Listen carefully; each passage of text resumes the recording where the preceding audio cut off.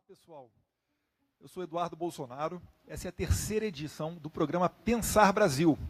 Começamos ano passado e o primeiro tema foi economia, depois a questão das escolas militarizadas e hoje a gente vai falar um pouquinho sobre segurança pública com essas feras aqui, o Major Vitor Hugo, General Heleno, quem desde já eu agradeço a presença por ter aceito o nosso convite para estar aqui e pessoas que podem falar com propriedade, né, gente? Não são pessoas que fizeram as suas teses montadas em gabinetes com ar-condicionado. Então podem muito bem nos ajudar a solucionar problemas do Brasil.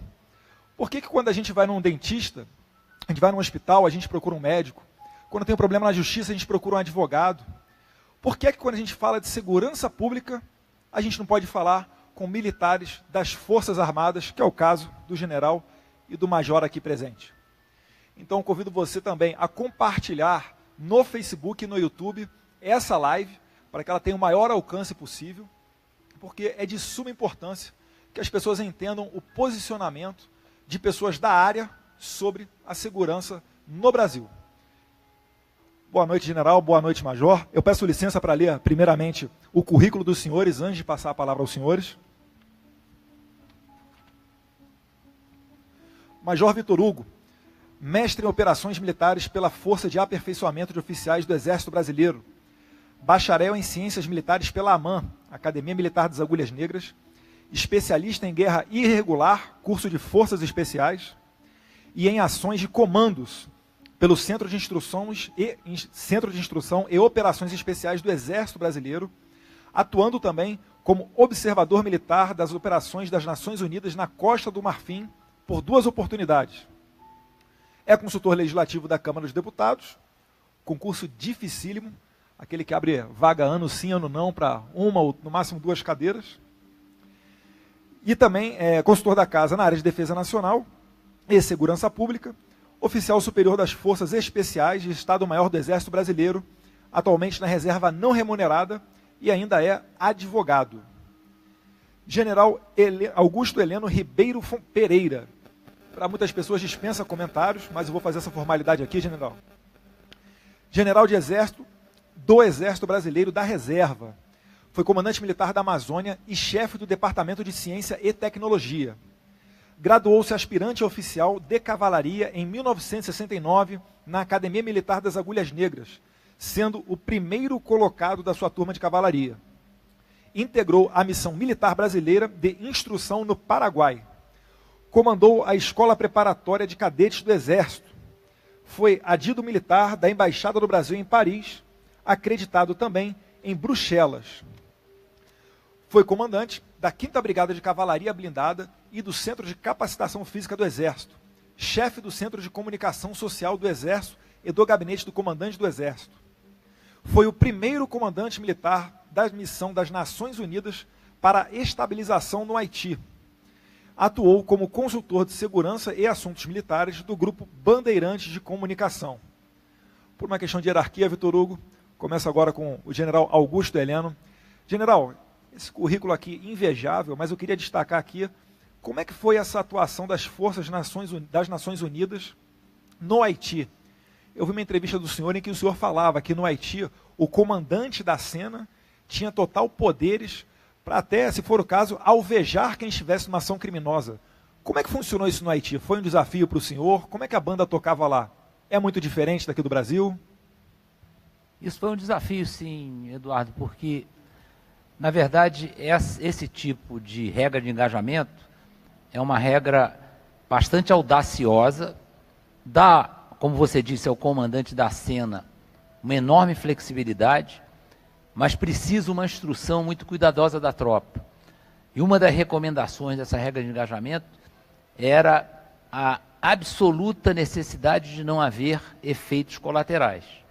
Porque senão Por que que são efeitos colaterais, por exemplo, quem está nos ouvindo? Bala perdida, né? Matar uma criança, matar um inocente, matar um sujeito que está passando para ir trabalhar, como acontece muito aqui nesses tiroteios nas comunidades, onde normalmente a bala perdida, para variar, é sempre apontada como bala da polícia, e muitas vezes não é, mas de qualquer maneira são tiroteios que acontecem de uma forma muito inesperada, e os resultados sempre são muito maléficos.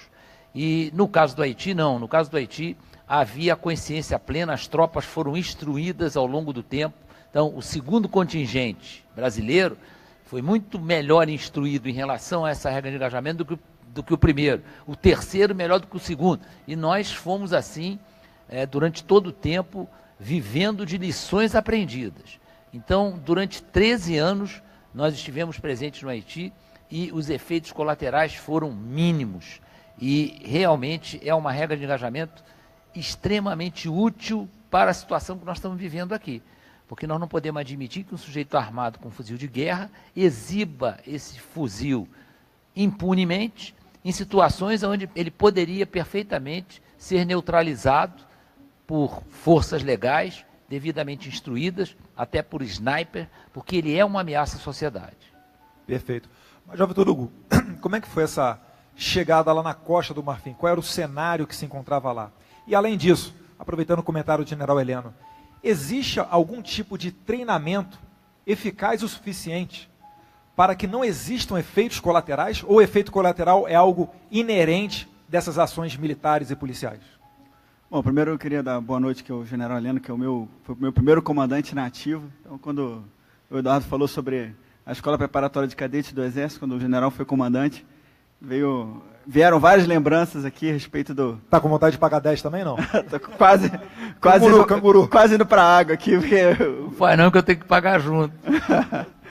Então foi uma satisfação muito grande estar aqui ao lado do general mais uma vez conversando, né? E também cumprimentar todos os internautas que estão aqui nos assistindo.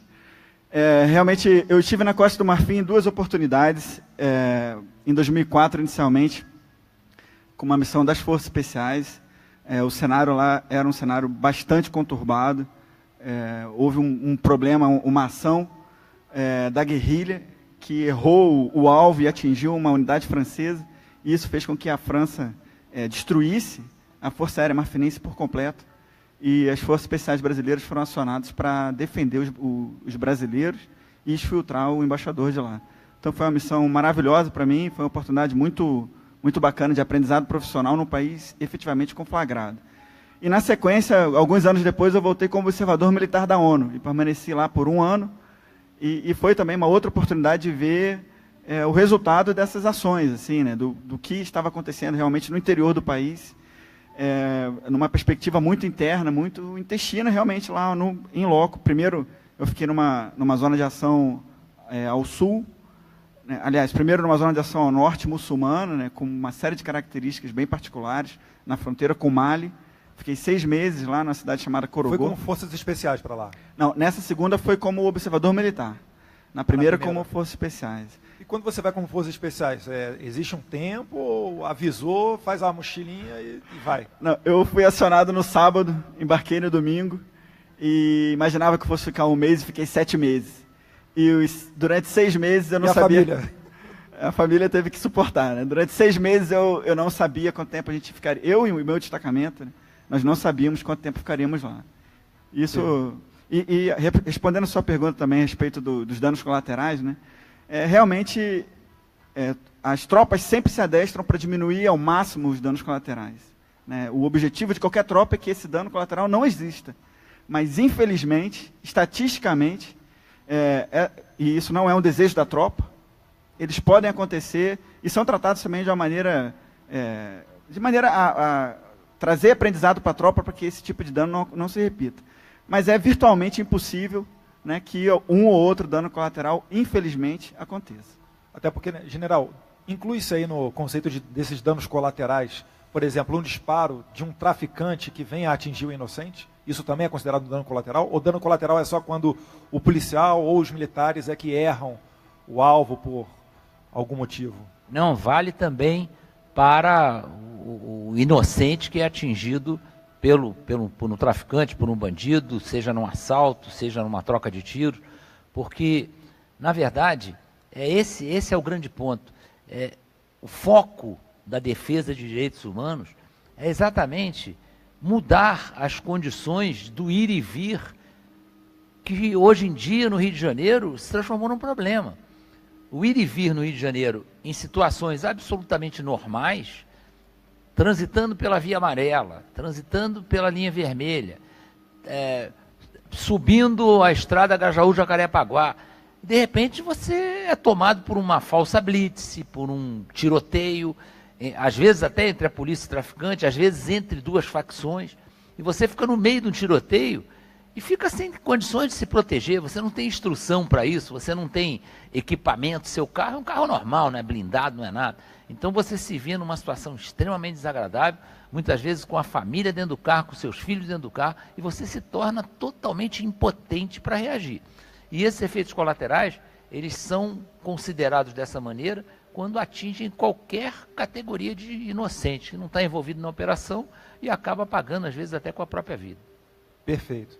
A gente está falando aqui de guerra, Costa do Marfim, Haiti, mas todos nós já sabemos que dentre as 50 cidades mais violentas do mundo, muitas delas, dezenas, são brasileiras.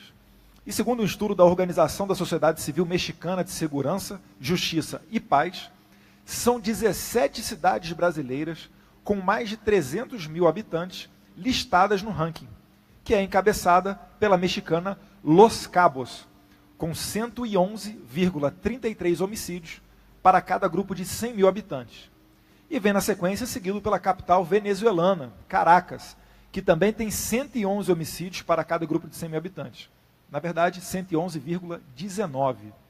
Natal é a primeira cidade brasileira que aparece nesse ranking, e ela aparece em quarto lugar, com um número de homicídios de 102,56 homicídios por 100 mil habitantes.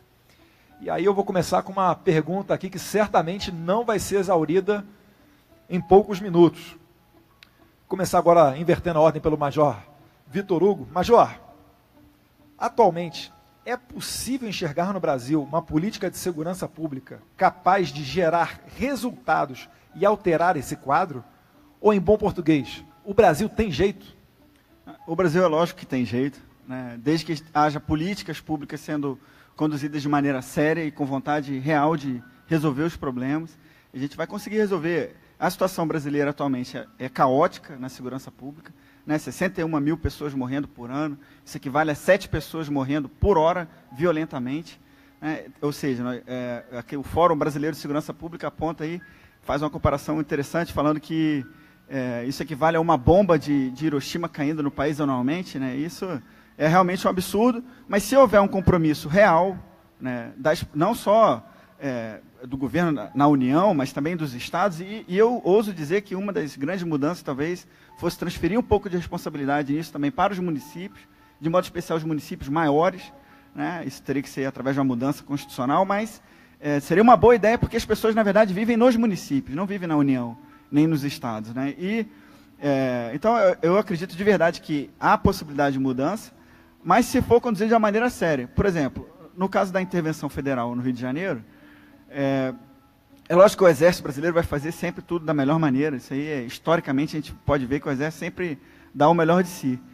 Mas a maneira como o governo federal fez isso, sem um planejamento prévio, sem envolver as Forças Armadas há mais tempo nesse planejamento, na minha visão, impede ou dificulta muito que os resultados sejam duradouros e efetivos. Então, tem que ser feito, eu acho que é possível que seja feito, mas desde que haja comprometimento sério de todos aí envolvidos. Perfeito. A sua resposta me lembrou até a situação de Nova York nos anos 90, que era uma cidade tida até como irrecuperável, assim como o Rio de Janeiro é falado aqui no Brasil, né? E graças a políticas como a do prefeito Rudolph Giuliani, política de tolerância zero, aquele local hoje em dia certamente é um dos que mais recebe turistas dentro dos Estados Unidos.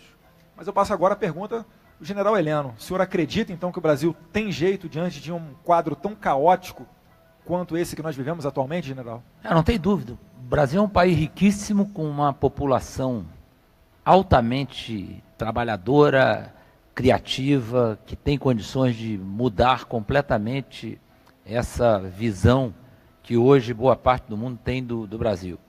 E acho que nós temos que pensar em segurança pública de uma maneira muito mais ampla do que simplesmente essa ação de polícia e bandido, que muitas vezes leva a maior parte da população a imaginar que segurança pública se resuma a esse confronto e que a solução da segurança pública sairá do vencedor desse confronto. Enquanto que um outro lado também defende que, os bandidos são todos produto de uma sociedade injusta. Atualmente, não dá para pensar nisso. Nós chegamos numa situação de crise que nós temos que mudar a fisionomia, como nós dizemos em jargão militar, a fisionomia da frente. Nós temos que modificar esse panorama onde existe grandes facções batalhando por não perder os seus pontos de venda de droga, gente consumindo droga e alimentando essas facções com dinheiro, essas facções cada vez mais organizadas, fazendo com que as nossas fronteiras sejam largamente utilizadas na busca de material. Mas nós temos que entender que segurança pública, a primeira coisa que tem que pensar, educação. Nós não podemos achar que a segurança pública vai ser modificada se nós não modificarmos a educação no Brasil. A nossa educação está em pandarecos. Então isso aí é fundamental que haja uma visão do poder público, da sociedade, para que essa educação seja modificada. Outro ponto fundamental, a nossa corrupção chegou num patamar em que as pessoas ficam buscando exemplos e não acham. O exemplo na estrutura de poder, ela é fundamental. Se o exemplo é positivo, é mais difícil de quem está embaixo abraçar coisas ilícitas. Agora, se toda a estrutura está contaminada, fica difícil de você cobrar de quem está lá embaixo na escala hierárquica, olhe para cima, não veja exemplo e que seja um sujeito íntegro, né, probo. Isso é muito difícil, é quase impossível. Eu já ouvi gente falando isso. O presidente rouba, por que eu não vou passar pelo acostamento? E por aí vão outros exemplos. Mas o senhor falou da questão que não é possível se admitir, né, que os criminosos sejam frutos da sociedade. Concordo plenamente. E eu lembrei até do meu amigo Tony Eduardo, lá de Santa Catarina, em que ele diz que o pai dele, delegado aposentado da Polícia Civil, Dr. Tim, em toda a sua carreira, aposentou-se depois de décadas de serviços, disse que nunca viu um só caso onde um traficante ou um ladrão estaria roubando para comprar o leite das suas crianças ou uma comida por necessidade. Então, o que eu quero levar o recado é que o criminoso ele entra na vida do crime por um desvio moral, por uma responsabilidade individual dele. Do mesmo lugar de onde sai o traficante, saem excelentes trabalhadores. Então, quando falarem para você que a pobreza é causa da criminalidade, bote os dois pés atrás, porque essa pessoa, ou ela está mal informada, ou ela está querendo fazer a sua cabeça. Eduardo, eu acho que concordo plenamente, mas a gente tem que também admitir que a escassez de oportunidades, então quando você está com um desemprego muito alto, isso não é justificativa para o aumento da criminalidade. Sim. Mas torna-se mais tentador a tentação é maior, né? A tentação é maior. E exatamente a falta de exemplos. Quando o garoto olha para o lado e vê o traficante com uma vida ótima, quer dizer, entre aspas, né? Ele vive em baile funk, ele anda armado, ele anda com meninas bonitas, ele tem o prestígio na comunidade, ele começa a achar que aquela é a saída. Então, é um conjunto, e não tem dúvida, essas ações sociais nas comunidades, elas são fundamentais. A gente não pode esquecer disso. A longo prazo, médio prazo, longo prazo, essas ações é que vão mudar esse panorama. Agora não, agora nós estamos na beira do abismo. Agora são ações rigorosas, enérgicas, para a gente colocar a coisa pelo menos num nível aceitável. Exatamente. E essa argumentação que me faz pensar também que a caneta de um juiz deve pesar muito mais ao condenar um político, por exemplo, que teve todas as oportunidades, um excelente salário, do que lá na ponta, uma pessoa que vive essa triste realidade. Prezados, agora acredito que a audiência esteja maior por completo, falar aqui que a gente está fazendo essa transmissão desse estúdio bonito aqui, porque nós estamos aqui no Ministério da Fé do apóstolo Fadi Farage. Então, muito obrigado pela oportunidade e por estar abrindo aqui todo esse potencial, todo esse aparato com câmeras, estúdio, tela, enfim. Muito obrigado, apóstolo. Mais uma pergunta aqui, prezados. A intervenção federal terá suas atividades encerradas no dia 31 de dezembro de 2018. Mas não existe quaisquer indicativos de alterações em nosso Código Penal. Na visão dos senhores, começando agora pelo general Heleno, vamos ter, entre aspas, enxugado o gelo durante a permanência do Exército no Rio de Janeiro? Eduardo, eu tenho em várias entrevistas pedido uma intervenção até divina para que o nosso Poder Judiciário se tome de uma visão patriótica, porque agora é uma questão de patriotismo, e que a gente procure utilizar o Código Penal da melhor maneira possível, com menos tolerância, com um pouco mais de rigor dentro da lei, né? Já que não vai poder modificar a lei em curtíssimo prazo, utilizando os meandros da lei, mas fazendo com que isso seja muito levado a sério. Nós temos ouvido relatos da própria polícia, a polícia se ressente extremamente disso, porque são eles que são ameaçados logo após isso que eu vou relatar, essas audiências de custódia, né, que liberam um sujeito que foi preso há 48 horas e que, de repente, sem uma razão palpável, o juiz acha que não há razão para ele ficar preso e solta um sujeito de alta periculosidade, fazendo com que a família do policial passe a estar ameaçada. Quer dizer, além da ameaça à sociedade que ele representa, ele passa a ser uma ameaça iminente e palpável para a família do policial. Então isso aí a gente precisava parar para pensar, né? Esses indultos, essa progressão de pena, tudo isso precisa ser muito bem pensado e não ser aplicado indiscriminadamente. Cada caso tem que ser analisado de acordo com a periculosidade que aquele sujeito que está sendo julgado representa para a sociedade. Então, isso é um ponto que eu tenho pedido que aconteça, é que o nosso Poder Judiciário veja a situação que nós estamos vivendo de uma outra maneira, que a justiça se agilize, que façam que as coisas aconteçam rapidamente, e que outra providência fundamental para mudar um pouco essa situação. O nosso sistema carcerário também é deprimente, né? Quem tem a oportunidade de visitar um presídio fica deprimido com a situação. E não é por quantidade de presos. Eu tive essa semana ouvindo um desembargador colocando muito bem esse problema.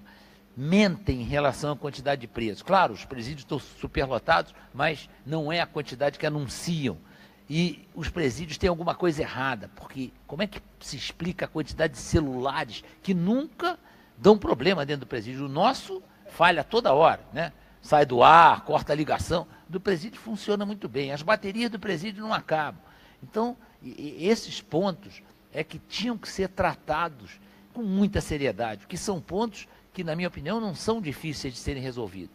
É preciso só mais seriedade, mais honestidade de propósito, e realmente uma gestão conveniente nesses aspectos. Perfeito. Major, o que o senhor acha aí o senhor acha que pode haver algum legado dessa intervenção, mesmo sem alterações nas leis penais? Bom, eu acho que pode haver sim algum legado. Esse legado ele pode ser potencializado se houver um engajamento efetivo de todo o governo federal nisso. Eu acho que da maneira como a intervenção federal foi decretada, parcial, né, só se passou parcialmente o governo do Estado do Rio de Janeiro para um interventor, na minha avaliação foi um erro estratégico. Porque o problema de segurança pública no Rio de Janeiro e no Brasil não é um problema exclusivamente da vertente militar ou da vertente de segurança pública. Tem outras vertentes, como o próprio general já falou aqui, né, a médio e longo prazos, e também no curto prazo, que poderiam ser feitos pelas demais pastas do Rio de Janeiro, se estivessem a controle do interventor, e que poderiam potencializar a duração desses resultados, né, da intervenção federal, que a gente, analisando numa postura inicial, realmente 10 meses é um prazo muito grande para uma medida tão excepcional. Mas para um problema tão grave quanto se vive no Brasil e, de modo especial, no Rio de Janeiro, é quase que nada, porque a situação caótica que se vive no Rio de Janeiro é uma situação inacreditável, em que a média de 10 policiais militares sendo mortos por mês, né, o ano passado mais de 130 policiais, só policiais militares mortos, em 2016 no Brasil, 437 policiais civis e militares mortos, a gente pode ver que é realmente uma situação que merece uma intervenção mais enérgica. Talvez até a gente devesse evoluir para um estado de defesa, um estado de sítio, em que a própria Constituição já define quais são os direitos e as garantias dos cidadãos, que podem, e nesse caso devem ser, de alguma maneira restringidos, para poder dar uma maior liberdade de ação para o interventor, em prol das próprias pessoas, em prol das próprias pessoas inocentes do Rio de Janeiro. Então, o problema é muito mais grave, muito mais estrutural, né, e eu acredito que uma atitude mais enérgica, um envolvimento maior do governo federal, inclusive no planejamento prévio, pudesse fazer com que, né, os resultados se prolongassem mais no tempo. Exatamente. A sua fala vai de encontro aqui ao que dispõe o portal R7, de 13 de março de 2018. Caiu o número de policiais mortos no Rio após a intervenção federal. De um agente público morto a cada 2 dias e meio, a média agora passou para um policial morto a cada 4 dias. Então a gente torce muito pela intervenção e realmente lamenta, né, porque eu acredito que alterações a modo de dar uma retaguarda jurídica a esses policiais seriam muito bem-vindas nesse momento. E, conforme o general... Quer comentar, general? Eu quero só complementar, quando se fala em legado, né, o tempo da intervenção, por si só, é um obstáculo a esse legado. O tempo é pequeno, né? Foram mais de quase 2 décadas de gestão péssima, de irresponsabilidade, de maus exemplos, de corrupção.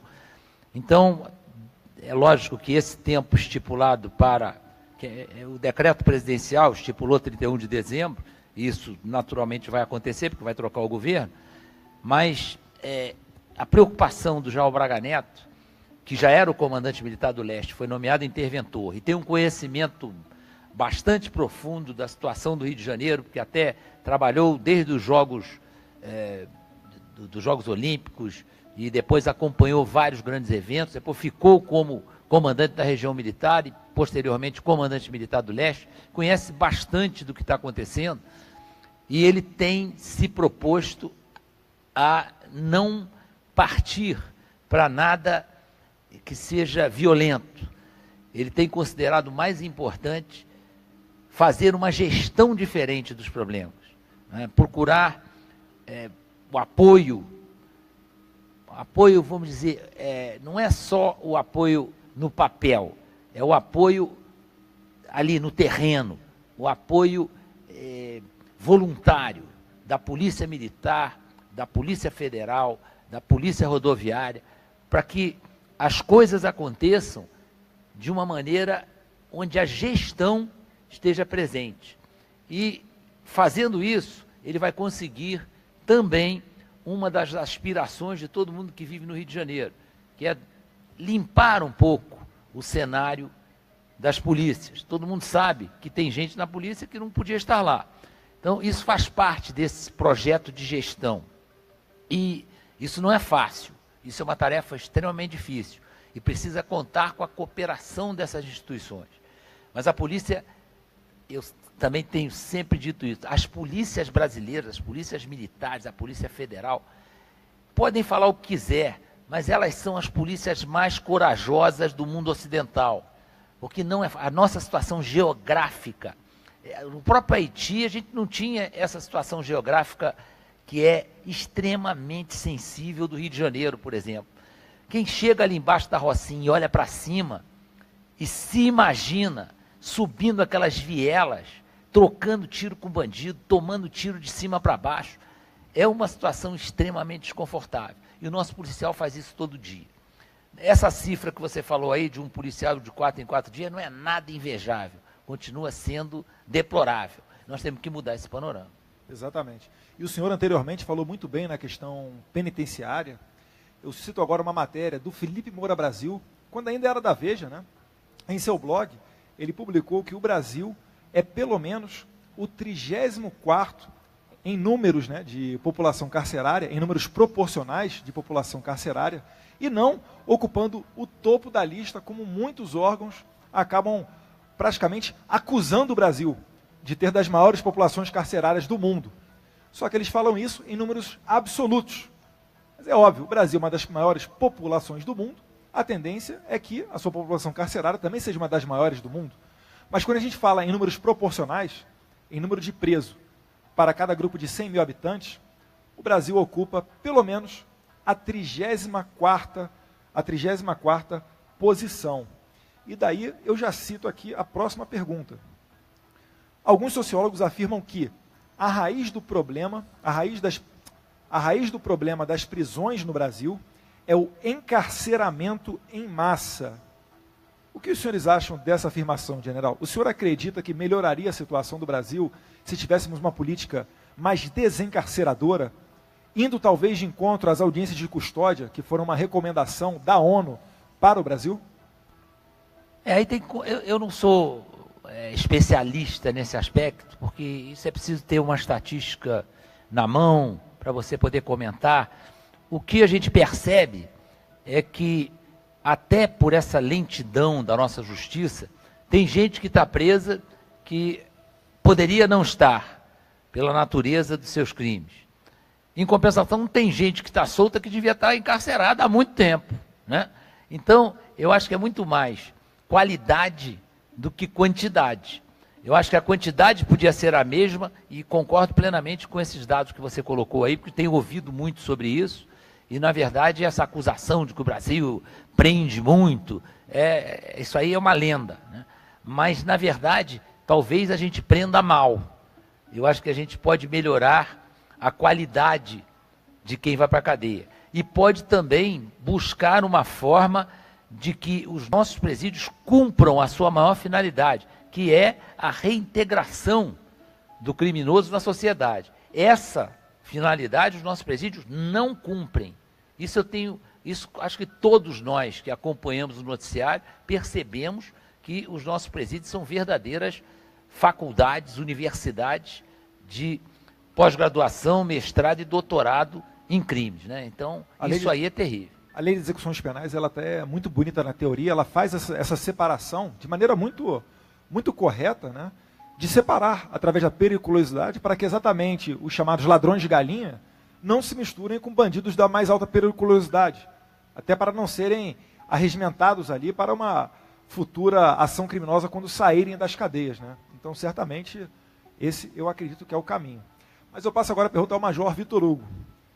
E aí, Major, a raiz do problema das prisões no Brasil é o encarceramento em massa? Nós temos uma polícia que encarcera muito, uma justiça que condena muito? Ou o senhor acredita que esse não seja o problema? Bom, eu reconheço que o nosso sistema prisional ele tem graves problemas, em torno de 700 mil pessoas presas, mas como você muito bem abordou, Eduardo, comparativamente com outros países, em números relativos, isso não é um número muito grande, mas como o general falou, a qualidade realmente das prisões, talvez, a qualidade da natureza das prisões, talvez pudesse melhorar. Quando a gente vê que 40% dos presos são presos provisórios, ou seja, são presos que ainda não receberam uma condenação, a gente verifica que o fato da justiça, por uma série de fatores, ser lenta, faz com que muitas pessoas cumpram antecipadamente as penas e depois pode ser que uma absolvição sobrevenha, né? Então, eu defendo uma visão pragmática, né, para a solução do nosso sistema prisional. Não é querer bem do criminoso, não é isso. É uma visão, realizar investimentos no sistema prisional para que as prisões não sejam efetivamente as universidades do crime que, como muito bem o general falou, hoje são, né? Então, não é investir o dinheiro público lá em detrimento de outros investimentos em outras áreas, não é isso. É fazer com que o criminoso que, por exemplo, seja condenado por um delito menos grave e passe 2, 3 anos lá preso provisoriamente, por exemplo, e depois cumpra sua pena já, né, detraindo esse tempo que ele ficou preso, e na sequência ele saia cometendo um homicídio, ou um estupro, ou algo mais grave. Então, a ressocialização não é pensando exclusivamente no bem do preso, ao contrário, é pensando no bem da sociedade. Então, quando a gente vê que uma parte considerável dos recursos do fundo penitenciário, né, repassados pela União para os estados, não foram aplicados no ano passado ou no ano retrasado, por exemplo, né, a gente vê que a gestão é feita de maneira incorreta, né? Não existe a vontade política de resolver o problema. E o sistema prisional na minha visão, né, é um dos centros de gravidade do nosso problema de segurança pública no país. Exatamente. Eu lembro até que quando o Temer assumiu a presidência, havia dinheiro no fundo destinado aos presídios, que não estava sendo usado, tanto que ele liberou para que os estados pudessem lançar mão desses recursos. Eu apenas finalizo aqui falando que a questão da audiência de custódia, eu sou um enfático crítico da audiência de custódia, eu tenho verdadeira ojeriza à audiência de custódia, tanto que eu protocolei o projeto de decreto legislativo, salvo engano, de número 317, para exatamente sustar os efeitos da audiência de custódia. A começar porque é o CNJ legislando em cima de uma competência privativa do Congresso Nacional, que é legislar sobre essa matéria processual. Então é para resgatar a moral do Congresso e para afastar, né, esse tipo de medida que só na prática, em bom português, o cara vai lá, rouba você hoje e amanhã ele está na rua voltando lá para te roubar pela 20ª vez. Então, contra isso daí, eu protocolei esse projeto de decreto legislativo. Encaminhando para o final do programa agora, prezado Major Vitor Hugo, General Heleno, a gente vai ver aqui as perguntas que foram enviadas para o nosso WhatsApp. Deixa eu só dar um dado aqui, Sim, porque senhor. o Vitor Hugo falou uma coisa que é o que acho que 90% de quem se interessa pelo assunto tem esse dado na cabeça, de 700 mil presos, né? Mas como aqui a gente está conversando entre amigos, eu vou colocar o que eu ouvi no último programa Roda Viva. Um desembargador levou um cartaz, exatamente para deixar marcado o número que ele tem, e segundo ele, é o número correto de presos no Brasil. São 300 e poucos mil, não sei o número exatamente, mas eu guardei bem o fato dele ter levado isso num cartaz para desfazer essa ideia de que nós temos 700 mil presos. Ele disse que isso é totalmente falso.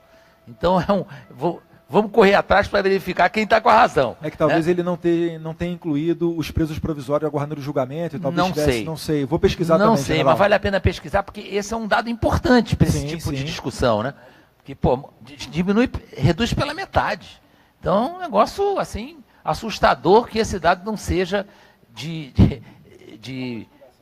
divulgação e de todo mundo ter o mesmo dado. Os dados são conflitantes.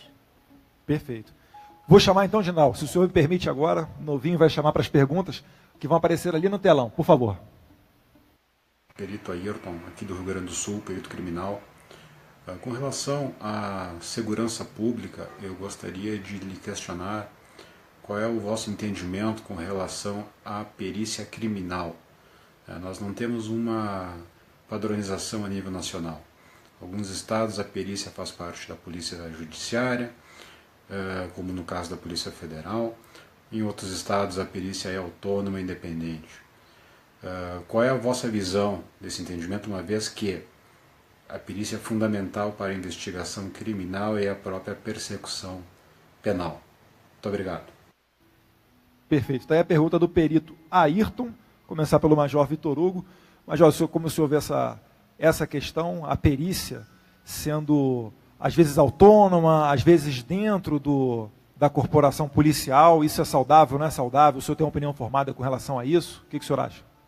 A minha maior preocupação em relação à perícia é que o perito tem autonomia funcional para colocar no papel aquilo que ele efetivamente viu da cena do crime, né? Que a perícia dele seja independente.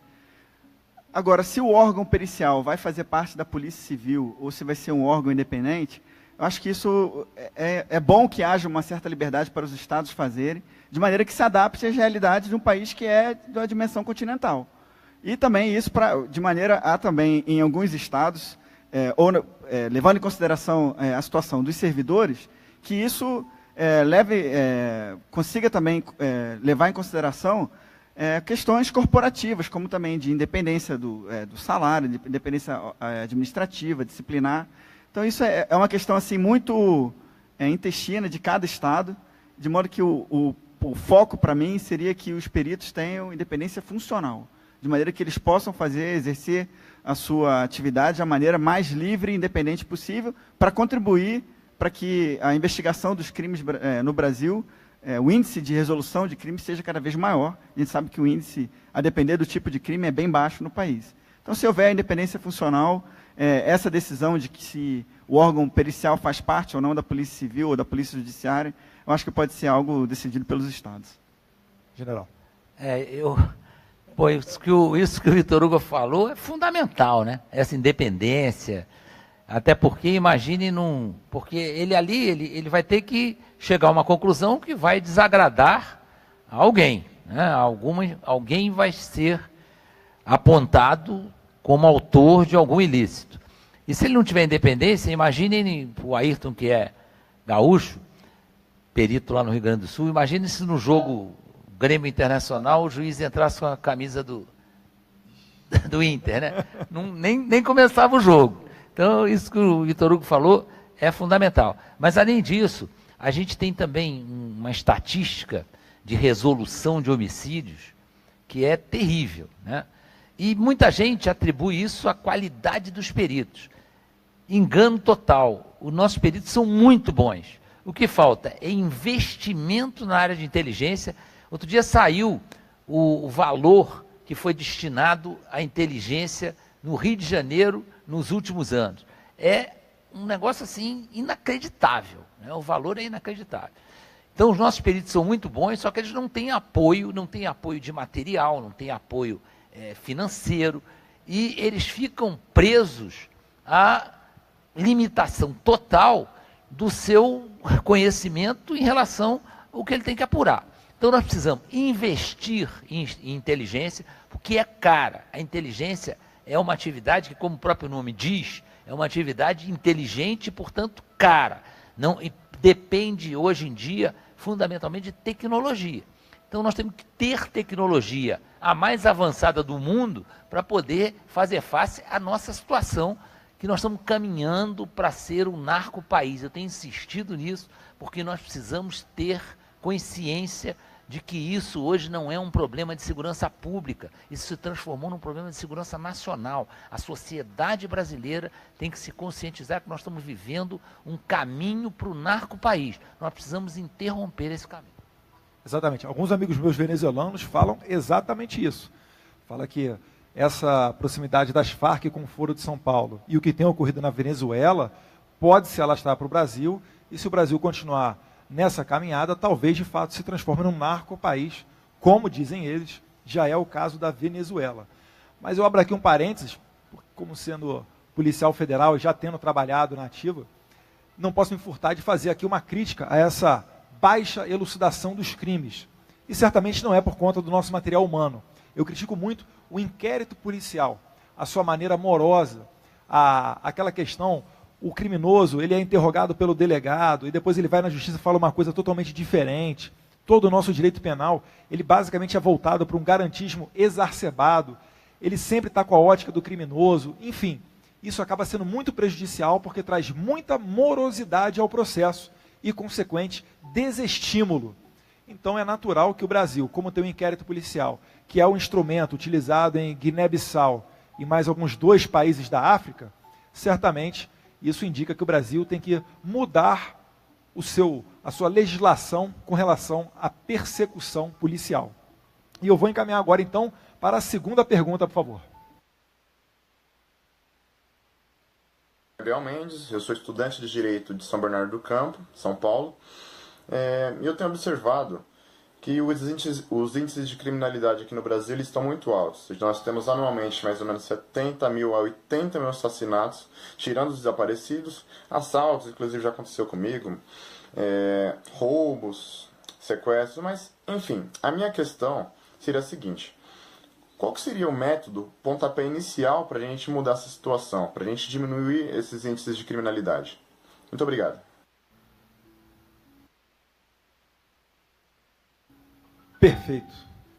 E aí, Major, qual é o pontapé inicial? Bom, acho que a gente pode começar por várias frentes, né? Mas uma delas talvez fosse valorizar os efetivos policiais brasileiros, dando condições para que eles efetivamente façam o seu trabalho. A gente sabe que a imensa maioria, a esmagadora maioria dos policiais brasileiros, tanto policiais federais, rodoviários federais, né, policiais civis, policiais militares, são pessoas de bem que arriscam suas vidas diariamente, né, em prol da comunidade, e a valorização profissional deles, que inclui, logicamente, salários, mas não é só isso. Né, estou falando também de condições de trabalho, de um bom armamento, uma boa munição, uma boa viatura que lhe conceda proteção, né, e treinamento efetivo. Né, e isso tudo pode ser um pontapé inicial para que a gente, e também o aumento de efetivo, mas de uma maneira inteligente, né, investimentos na área de inteligência, como o general falou aqui, se eu não me engano, a cifra que o general se referiu é em torno de menos de 10 mil reais investido, era 0,001% do orçamento do Estado do Rio de Janeiro. Inacreditável. Né, investido na área de inteligência. Então, eu acho que tem várias pontas, né, que a gente poderia seguir, mas se eu pudesse falar, assim como o Gabriel pediu, né, para abordar uma, eu acho que a valorização dos efetivos, né, nesses aspectos que eu abordei, seria um bom começo. Concorda, general? Concordo. Eu acho que nós temos que primeiro selecionar muito bem os nossos policiais militares, depois pagá-los dignamente, para evitar que eles tenham o regime de trabalho que tem hoje, que eu acho tremendamente uma deturpação enorme do que se pensou quando se dava uma folga para o policial descansar de um trabalho pesado. Folga de 72 horas, que acabou sendo um incentivo para que eles tenham um outro emprego. Isso foi, inclusive, incentivado por muitos governadores que não queriam pagar condignamente o policial. Então, esse é um ponto sério, que eu acho que também tem que ser modificado em curto prazo, mas com essa condição, pagar ao policial dignamente, para ele não precisar ter outro emprego, para ele não precisar se sustentar com o famoso bico, que agora é um bico legalizado. Então, isso eu acho que tem que ser enfrentado, porque não é fácil, vai haver resistência, mas é um ponto que eu considero fundamental para haver uma dedicação integral do policial ao seu mistério, que é um mistério altamente difícil e que tem uma influência capital na sociedade brasileira. Investimento em investigação. Esses dados que nós temos aí de não ter resultado em investigação é questão de investir. Investir no material humano, investir no material que é usado para a investigação. Dar aos policiais e a seus familiares as melhores condições possíveis, porque eles são uma elite da sociedade e eles precisam se sentir elitizados pelo tratamento que recebem do poder público. Pode exigir do policial que ele seja abnegado, que seja dedicado, que arrisque a vida pelo cidadão e, ao mesmo tempo, não mostrar a ele que o poder público o considera como uma elite funcional. Isso eu acho fundamental para que se mude o panorama da segurança pública no Brasil. Exatamente. Totalmente de acordo, inclusive prestigiá-los. Às vezes nem sempre, como a Jovem Turugo falou, às vezes nem sempre a questão é relacionada somente ao salário, mas é também o prestígio, é saber que ele vai morrer, uma autoridade vai comparecer ao enterro, que a família vai receber uma pensão, uma assessoria psicológica, que alguém de direitos humanos vai lá bater na porta do familiar sobrevivente, né? E além disso, como bem dito pelo general Heleno, em São Paulo, muitos dos policiais que morrem exatamente no bico, porque depois de sair do serviço, emendam numa jornada extra de trabalho e, obviamente, já cansados, com reflexo baixo, dando margem, né? Ficam mais propensos a serem assassinados. Meus caros, vou para a terceira pergunta. Por favor, agora uma mulher. Oi, meu nome é Edith, eu sou advogada e sou professora universitária e falo aqui de Goiânia. Hoje em dia nós estamos presos dentro de casa, cercados de muros altos, cercas elétricas e segurança privada. Nossos filhos não brincam mais na rua, nós não saímos mais à noite, não podemos andar num parque, passear numa praça, fazer uma caminhada, ou fazer do que os nossos pais faziam, colocar aquela cadeirinha lá na porta de casa e ficar ali conversando com o vizinho, conhecendo a vizinhança, fazendo amizades. Nós temos que ficar dentro de casa, porque é só sair do portão, nós estamos correndo riscos. Os bandidos estão soltos e nós estamos presos. Nós mulheres temos um agravante. Nós somos tidas como alvo fácil. Fácil de sermos roubadas, fácil de sermos molestadas, não temos aquele respeito que deveríamos ter. A segurança pública, que é dever do Estado, nós não temos. Eu gostaria de saber de você, qual seria a proposta para nós mulheres, para a segurança pública de nós mulheres?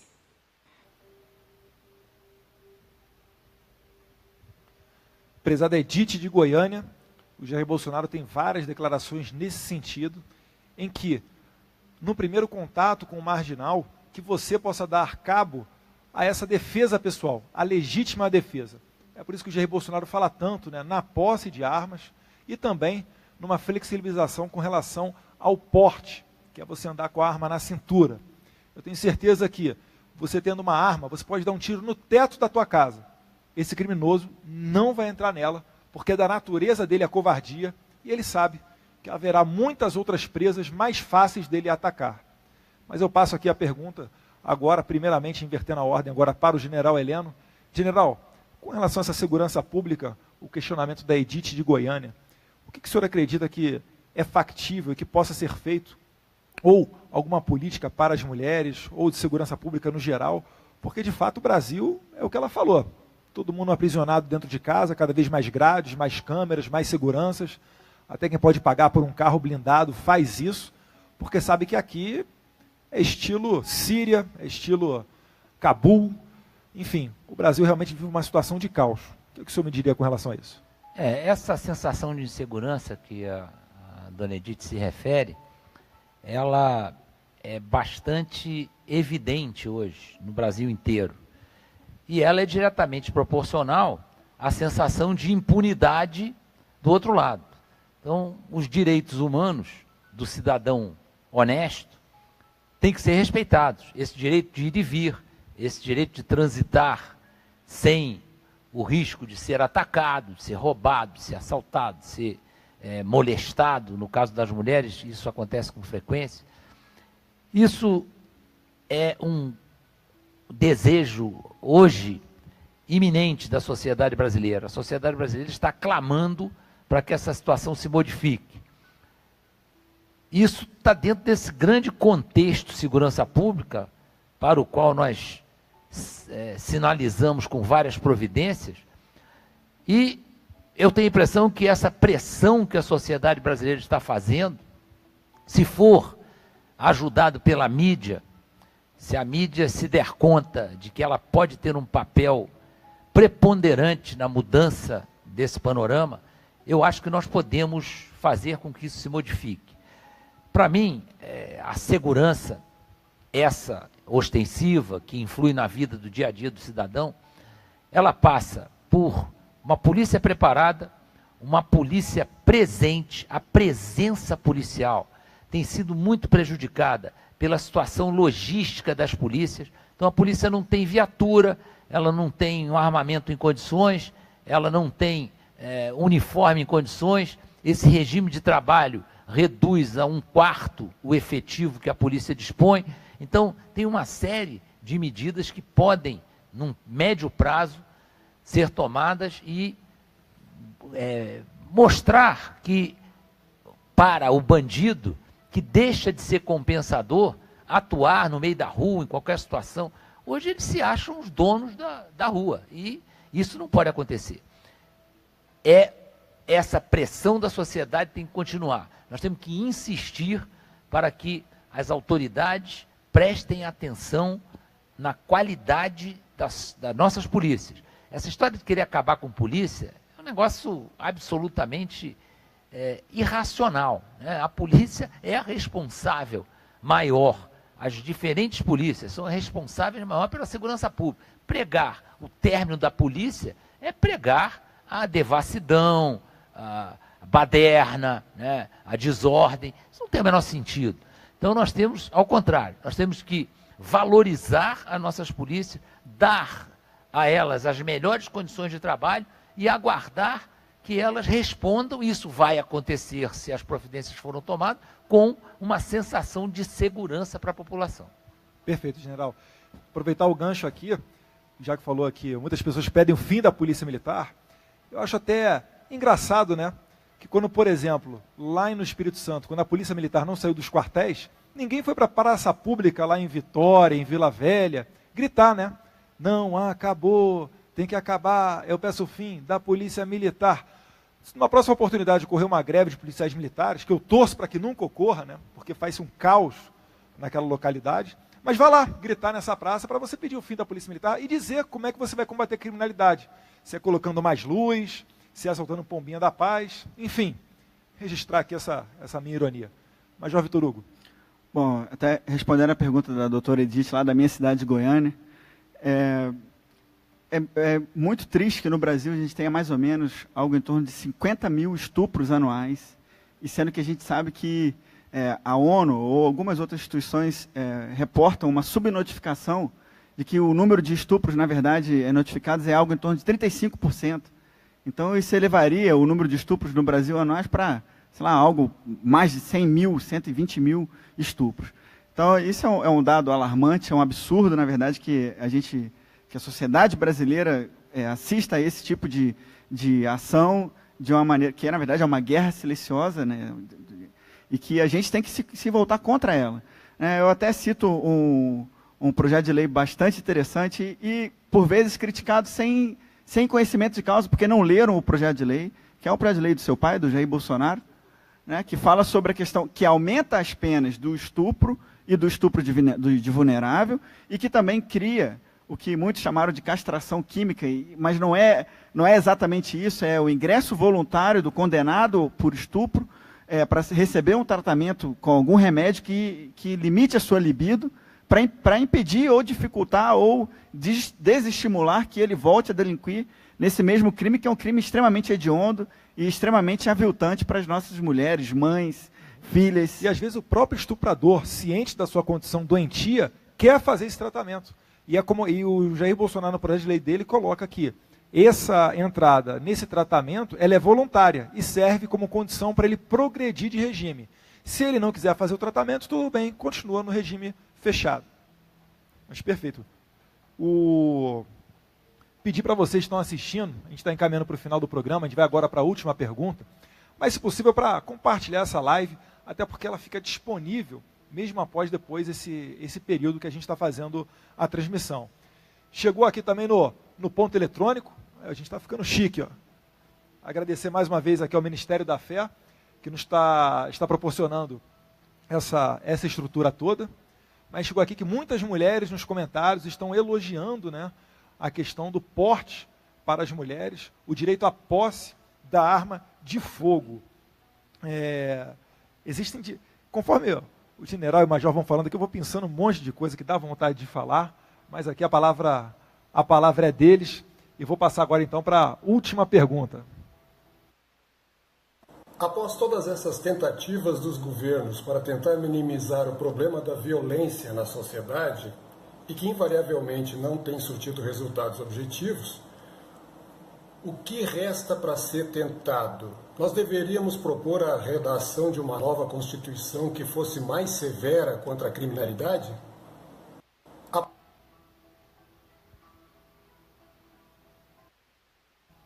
Prezado Major, começando pelo senhor então. O senhor acredita que está faltando um pouco mais de punho firme, de rigor nessas leis? Com toda certeza. Eu sou a favor de leis mais rigorosas e, de modo especial, da aplicação da lei ser feita de uma maneira mais rigorosa também. O general Heleno já falou sobre isso aqui, né, de solicitar que as autoridades, de modo especial as autoridades judiciárias, passem a considerar também o contexto caótico de segurança pública que nós temos para interpretar as leis de uma maneira mais rigorosa. Ainda que, num primeiro momento, isso gere um encarceramento maior, isso, ao longo prazo, a sensação de término da impunidade vai fazer com que as pessoas tendam a delinquir menos. E porque uma das funções do direito penal é a prevenção geral, né? É colocar na cabeça das pessoas que não vale a pena delinquir porque existe a certeza da punição. Quando existe a certeza, na verdade, da impunidade, existe, na verdade, o Estado está estimulando as pessoas a delinquirem, né? O Zé Mário ele fez uma pergunta específica sobre seria o caso de fazer uma nova Constituinte. Analisando até na conversa anterior aqui com o Eduardo, antes de vir para cá, né, a gente estava discutindo essa pergunta, e foi algo interessante vislumbrar que o cenário político brasileiro permite, ou a gente acha, né, que permitiria que um Congresso Constituinte fosse eleito com os pensamentos que a maioria da população brasileira tem hoje, um pensamento mais conservador, mais voltado, mais consciente para a situação caótica de segurança pública que nós vivemos, e que possivelmente daria origem a uma Constituição mais rigorosa, né? Mas é sempre um risco, né, criar uma nova Constituição, porque a gente não piorar sabe, a situação. A gente vai dar margem a novas interpretações, a novos dispositivos, e a gente não sabe exatamente em que pé pararia. Talvez fosse melhor conduzirmos uma reforma da Constituição especificamente no campo da segurança pública, pensando, por exemplo, no caráter das polícias municipais, como eu já abordei, ou, por exemplo, na flexibilização da maioridade penal para alguns crimes mais graves, porque a gente não pode admitir que na situação que nós vivemos de hoje, do nível de informações que nós temos na sociedade, que um garoto, um homem, na verdade, de 17 anos, não tenha um entendimento completo do caráter ilícito de uma série de fatos, ou não consiga se portar de acordo com esse entendimento. De modo especial nos crimes mais graves, como os sexuais ou contra a vida, os crimes hediondos. A gente poderia também repensar isso, e tem uma série de outras medidas que poderiam ser modificadas na Constituição, não com uma nova Constituição como um todo, mas que modificações pontuais que talvez viessem a ser mais efetivas e menos traumáticas do que uma nova Constituição, que alteraria não só a questão da segurança pública, mas todo o processo de aquisição do poder, de exercício do poder, nos 3 poderes, nas diversas esferas. Então, como o nosso foco hoje é a segurança pública, eu talvez, respondendo ao Zé Mário, ficaria com a ideia de fazer uma reforma séria, abrangente, talvez com um novo Congresso eleito a partir das eleições desse ano, para que as normas constitucionais fossem mais severas, mesmo, como eu falei, que num primeiro momento gerasse encarceramento, mas que acabasse com a sensação de impunidade no país. Perfeito. Compartilha da mesma opinião, general, com relação... Compartilho de tudo que ele falou e quero acrescentar alguma coisa. Bom, basta ver a quantidade de ideias que surgiram aqui. Nós não somos donos da verdade, deve ter muita gente pensando nesse assunto, que podem ter outras ideias brilhantes. E uma coisa que não foi abordada aqui, porque também não dá tempo para falar de tudo, mas nós temos que melhorar substancialmente o nosso monitoramento de fronteiras. Atualmente, praticamente, as Forças Armadas estão presentes permanentemente com um efetivo razoável nas fronteiras. A preocupação das Forças Armadas sempre foi, em termos de fronteira, a manutenção da soberania e da integridade territorial do país. Para isso, nós estamos bem aparelhados. Nós não temos contenciosos com nossos vizinhos e nós temos condições de garantir essa soberania e integridade territorial. Em compensação, do ponto de vista monitoramento de ações ilícitas, dos famosos ilícitos transnacionais, nós estamos longe de termos a eficiência desejada. Isso aí requer investimento, mas é um investimento que se paga, e não é a longo prazo, não, se paga em médio prazo. É caro sim, mas merece que haja esse investimento. Porque hoje nós estamos com a nossa fronteira oeste vizinha de 3 países que são os maiores produtores de cocaína do planeta. Somos hoje, nesse momento, nós somos os maiores consumidores de crack do mundo. O 2º consumidor de cocaína do mundo. E somos o local de maior passagem de droga do planeta. Isto é altamente preocupante e requer providências urgentes. Quanto à Constituição, eu vou citar uma brincadeira do José Simão, que pergunta sempre, e ele acaba dizendo que essa pergunta foi feita por um amigo dele, para um outro amigo, se o camarada tinha lido toda a Constituição e se o Brasil morria no final. Então, isso aí é uma brincadeira, lógico, é uma ironia, mas todos nós sabemos que há uma série de assuntos na Constituição que precisam ser revistos, né? Essa Constituição, ela foi feita ainda sob o ranço do regime militar e muita coisa ali merece uma revisão sem ranço para que esteja muito mais dentro da realidade do que a gente percebe no texto constitucional. Exatamente. Provavelmente deve ser das constituições mais extensas do mundo, a brasileira. Passam de 200 artigos.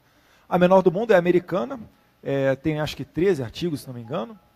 Não precisa ser tão enxuta quanto a norte-americana, né? Até porque isso aí se deve a alguns fatores históricos, mas também ter lá, com todo respeito ao Colégio Pedro II, mas consagrar o Colégio Pedro II como uma autarquia federal prevista na Constituição, que é a lei maior do nosso país, aí também tem alguma coisa fora de ordem.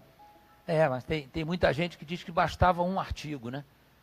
Todo brasileiro deveria ter vergonha na cara.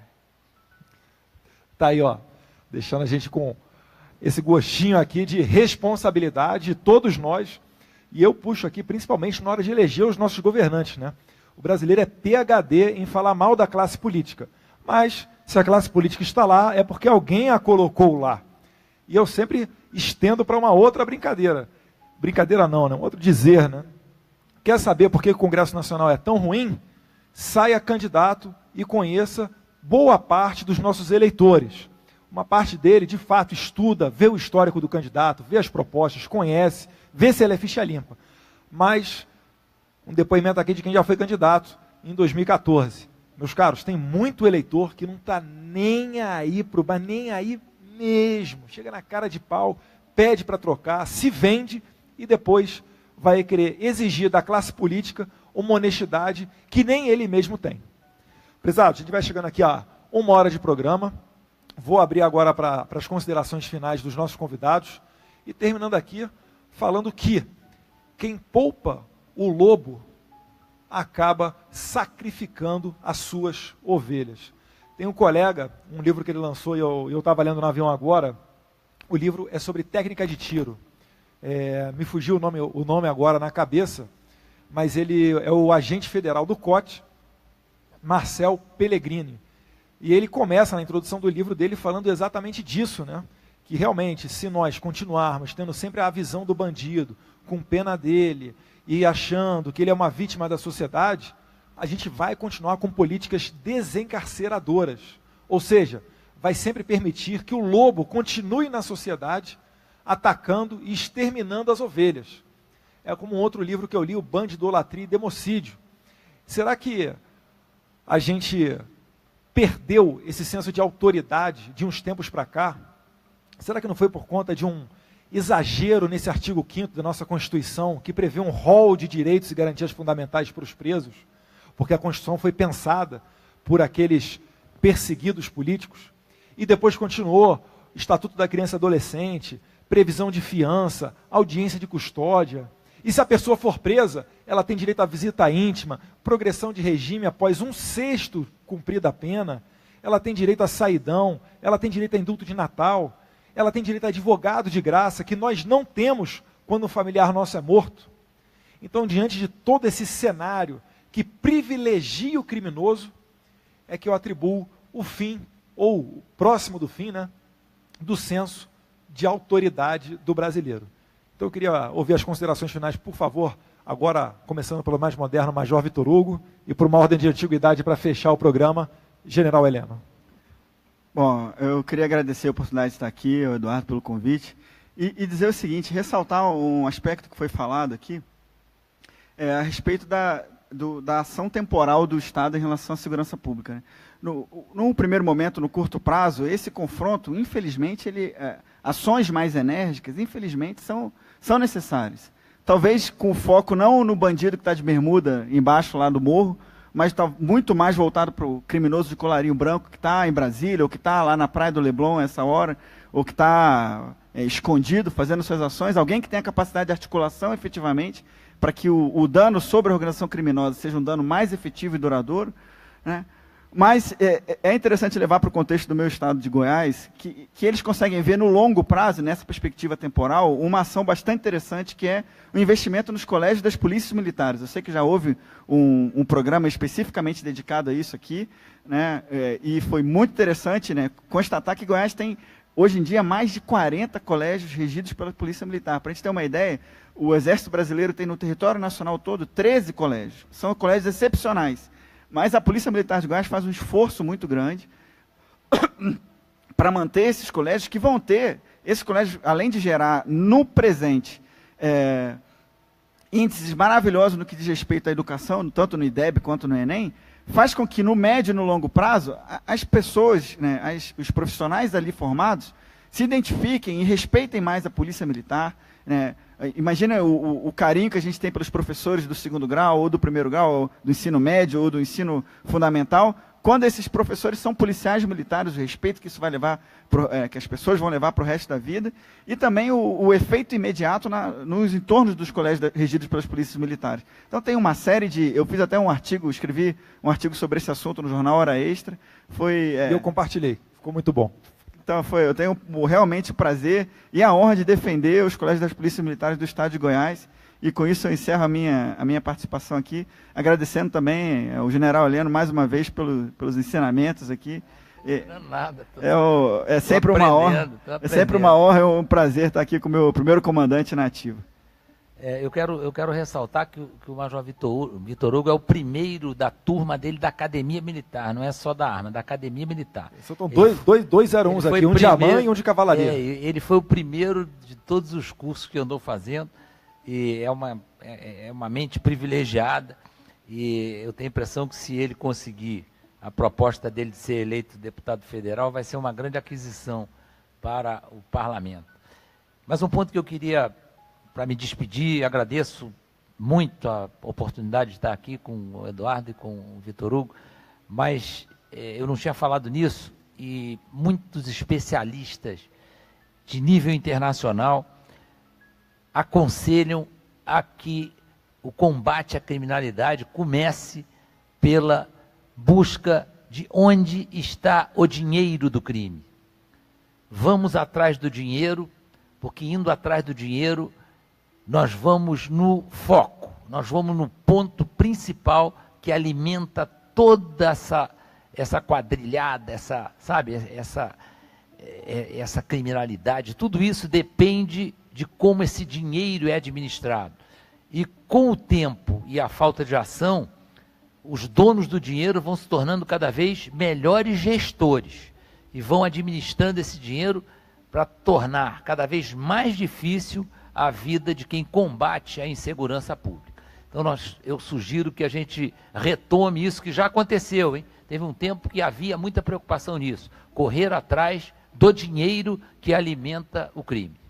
Exatamente. E aqui a gente fala muito de exército, de polícia, mas quando um menor ou uma pessoa ela entra no mundo do crime, é porque a família não conseguiu segurar, é porque de alguma forma aquele menino, a igreja, o pastor ou o sacerdote, ele não conseguiu colocar na cabeça daquele moleque os valores certos, então ele acaba desembocando lá para a polícia tomar conta desse criminoso. Então, se nós melhorarmos o aparato dos nossos sacerdotes, a nossa vida familiar, o conceito, né, de harmonia da sociedade, certamente a gente também estará contribuindo para uma melhoria da nossa criminalidade. Então, prezados, finalizo por aqui, agradeço mais uma vez, Major Vitor Hugo, obrigado pela presença, General Heleno, muito agradecido pela presença do senhor aqui também. Eu que agradeço, muito obrigado. Finalizo aqui de pé para agradecer também você que me acompanhou até esse momento, um pouco mais de 1 hora dessa live. A gente sabe que às vezes é cansativo, mas a gente pede para você que, se possível, compartilhe, leve essa mensagem para o maior número de pessoas possíveis, porque muitas das vezes a gente não tem esse espaço tão aberto e tão amplo em outros meios de comunicação de massa. Então a internet também é a nossa arma contra o crime. Um abraço a todos vocês, fiquem com Deus.